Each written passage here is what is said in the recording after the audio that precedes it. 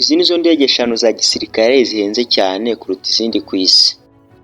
Ku mwanya wa gatanu turasanga iyitwa F-22 Raptor. Indege irahenze cyane, tekereza nawe indege igura miliyoni 150 z'amadolari y'Amerika. Iyi yubatswe na Lockheed Martin ndetse na Boeing. Ku mwanya wa kane turasanga indege yitwa B-2 Spirit.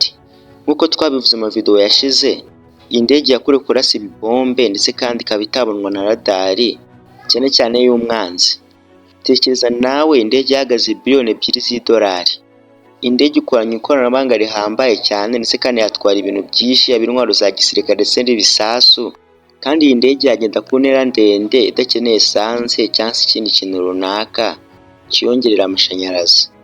Ku mwanya wa gatatu turasanga indege yitwa F-35 Lightning II. Tekereza nawe indege iba yarakorewe kujya kuri misiyo imwe gusa y'ingenzi.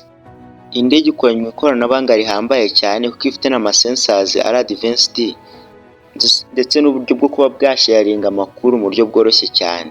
Ubundi iyi ndege ishobora kuba yagura miliyoni 80 z'amadolari y'Amerika, gusa bashyizeho n'ibindi bintu byose byagiye bikoreshwa bayikora, ikaba yasaba amafaranga menshi adasanzwe. Ndetse kandi aruti ya kane, niyo mpamvu twashyize ku mwanya wa gatatu. Ku mwanya wa kabiri turasanga indege yitwa B-21 Raider, indege y'Abanyamerika ishinzwe kurasa ibisasu. Ubundi iyi ndege bayikoreye kugira ngo isimbure izindi ndege zayibanjirije nka B-2 ndetse na B-52.